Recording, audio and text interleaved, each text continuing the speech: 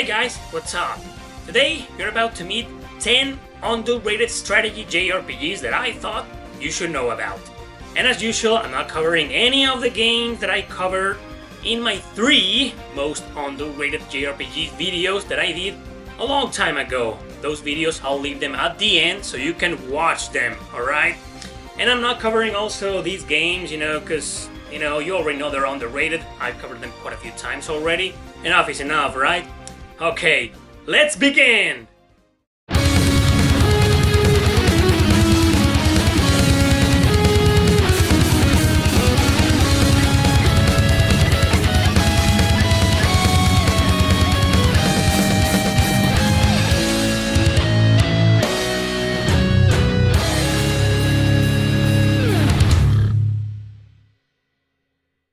Number 10. Tactics Ogre, The Knight of Lodis. This game is part of the Ogre battle saga, taking place within the same universe as a prequel to all, but acting more like a side story. It's a grid-based RPG, much like its famous predecessor, Let Us Cling Together. Characters move around in isometric maps, sometimes as if climbing through the layouts.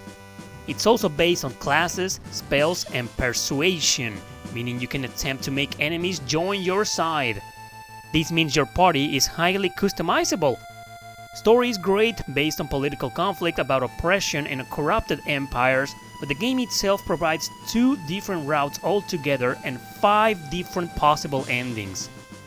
It's also a hard game, yeah, like most strategy RPGs, but this series in particular has been always known for that though. In any case, check out this Game Boy Advance exclusive, since it's definitely underrated.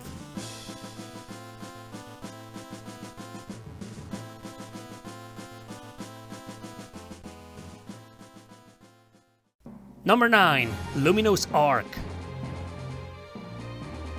So there's 4 games in this little series on the Nintendo DS, but we only got the first 2. I never got farther than 3 hours into the second one, so I'm only including the first one in this list.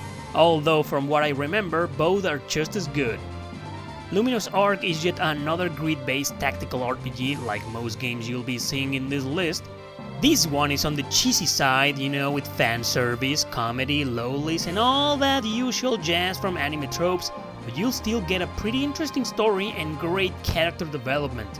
Expect a lot of similarities with the Tactics Ogre games, but way friendlier when it comes to its mechanics. In fact, I dare say this might be a really good entry for gamers into strategy RPGs. It's not exactly an easy game, but it's far from being hard, so it's balanced.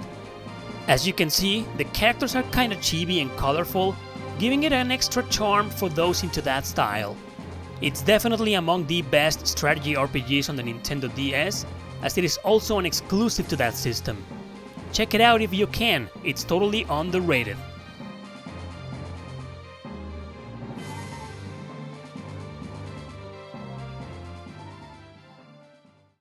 Number 8. Stella Glow. We're back with sexy lowlies, wally knights, and colorful characters to tell the story of the witches in Stella Glow. Yeah, Luminous Arc had some witches in it too. That might be because both games were developed by Imagipoc, a company that sadly went bankrupt 4 years ago. They also made Sands of Destruction, Seventh Dragon 3, Arc Rise Fantasia, and my beloved Fate Extra on the PSP, although that one was co-developed by Type. Anyway, this one is also grid-based, but it plays differently. Maps are overall your average in tactical games, but they're pretty well done and engaging. This makes the game simple, but in a very good sense. Characters have different skills, and every time you use one of them, these 3D animations play, which are pretty cool to watch.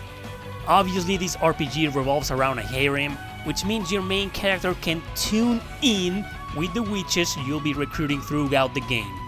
Stella Glow is a fantastic title, one I think will suit perfectly for those lowly lovers and cute character models. It may not be among the best strategy RPGs of all time, but it's undoubtedly an underrated exclusive on the Nintendo 3DS.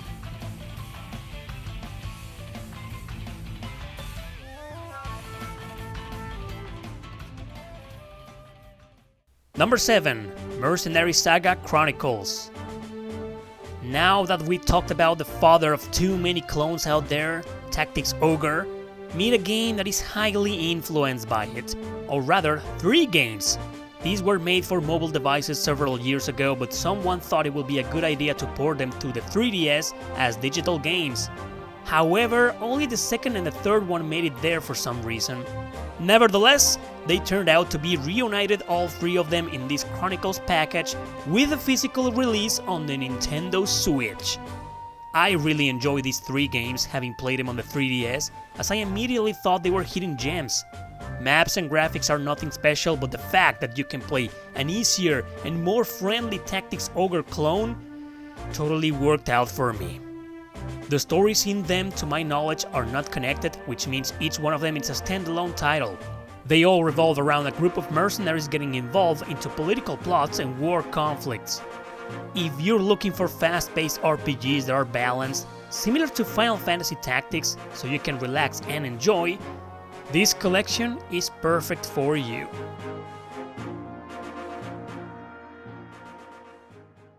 Number 6. Summon Night 5. By the time this underrated strategy RPG was localized back in 2015, the PSP was already dead and the Vita was already struggling in the market. That is the reason why many people overlook this gem. It's also because it belongs to a series with most of its games never released outside Japan. In Summon Night 5, you take the role of a dude or a girl into this visual novel comedy and drama with science fiction elements. Your character sprites are big, unlike previous games in this list, both in the overall map, with free navigation throughout the layout of the metropolis, and also in battles. These are also in isometric view, by the way, and it works perfectly fine. That's because the interface is quite smooth and fast. Characters move around in squares with these really cool animations whenever they execute their attacks. There are some difficulty spikes that might turn down the battle flow sometimes, but that shouldn't affect the experience. Summon Night 5 is the first in the main series to be localized, and its sleeper success gave way to the 6th one on the PS4 and the PS Vita. But try this one if you can, since I thought it was a much better game.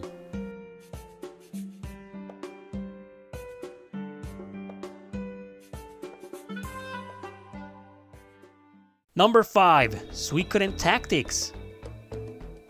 Often overlooked and underrated, it's Suikoden Tactics, a spin-off of Suikoden 4, also on the PS2. It takes place before, during, and after the events of said game. It offers a very interesting perspective about the world of the True Runes and some of the conflicts that gave way to all the other titles in the series. The maps are often based on rune elements, which means your strategy must act accordingly to these characteristics. However, all characters have their own weapons and skills, which should make the elemental feature not exactly a problem, but rather an enjoyment.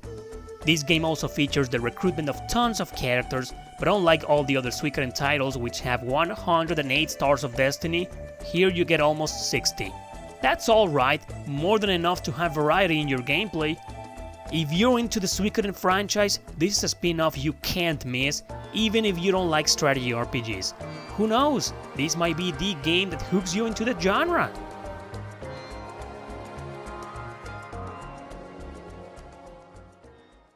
Number 4. Operation Darkness. In 2007, niche company Success made 2 strategy RPGs, one for the Nintendo DS and one for the Xbox 360. Let's cover that one first. Operation Darkness is heavily based on the real events that took place during World War II, specifically during the Nazi conflict. You take control of a British platoon that does all sorts of special ops. It has a fantastic cast in English, although I'm not so sure why they didn't hire British voice actors for it. The battle system isn't isometric but still grid-based in these harsh terrains, with everyone being able to attack from afar. You know, it gives off that SOCOM vibe for some reasons. Battlefields are gigantic, but your characters have a really long moving range, which makes them less overwhelming. And yeah, it has one of the worst cameras ever in an RPG. But if you somehow manage to overcome that, you'll get quite the original experience with vampires, zombies, and werewolves. Yeah, you heard me. It's a historical fiction RPG with dark fantasy elements. It's a great story, even though it combines those two types of narratives. It's also an exclusive to the Xbox 360 and probably the rarest JRPG on it, although still not as expensive to get, so get it while you still can.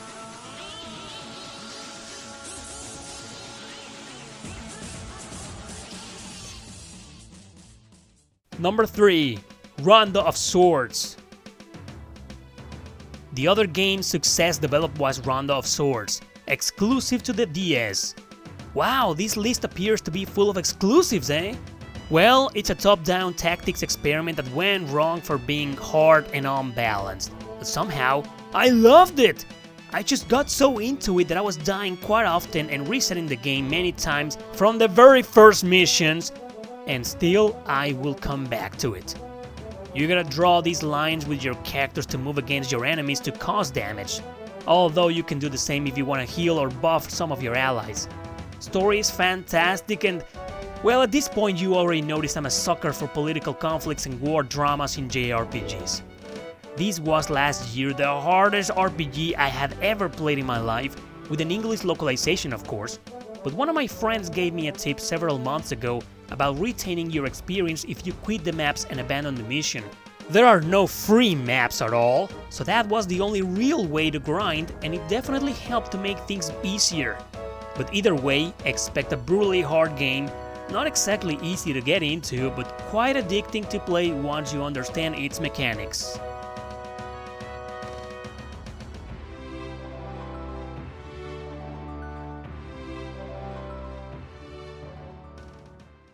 Number 2. Tears to Tiara 2, Heir to the Overlord.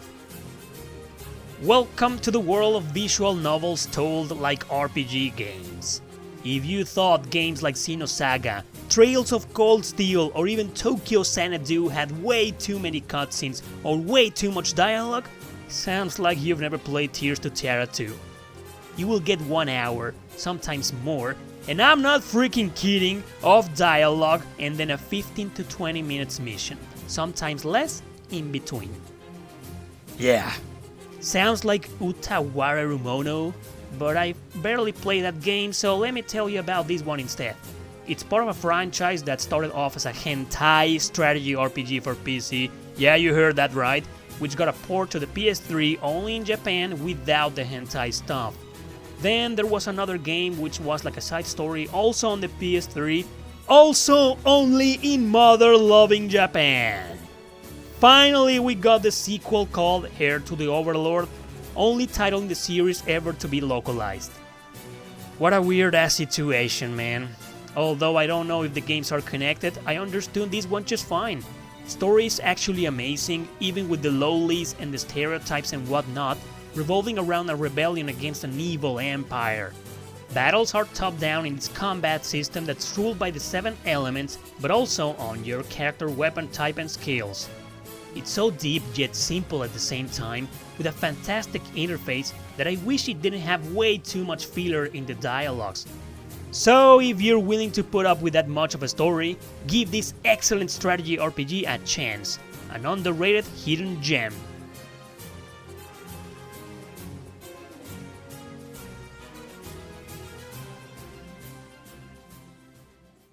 Number 1. dArc. Probably one of the most underrated strategy RPGs ever made. A game that used to be a hidden gem back in the day, but thankfully made its way into mainstream. More and more people began playing it, recommending it, and realizing what a great game it was, developed by nowadays popular company Level 5. dArc tells the story of the historical figure from France in the 15th century, now adapted into a video game. The story is really well told, since it wasn't transformed into something weird to adapt the game's magical elements. It's quite dramatic and full of tragic plot twists. Therefore, its character development is beyond common, simply extraordinary. Battle system is mostly played within the many cities of France where the war took place. It also revolves around 3 phases, with each character, friend or foe, having a strong affinity to one of them. Some of your allies can use magic, but only Jean can transform into this badass armor heroine for a certain period of time. I love this game, as it is very story driven with its fantastic gameplay mechanics. And don't even get me started on the music, because then this video will go on forever. You probably already know this, but you should check this masterpiece out whenever you get the chance. Truly one underrated strategy RPG still to date.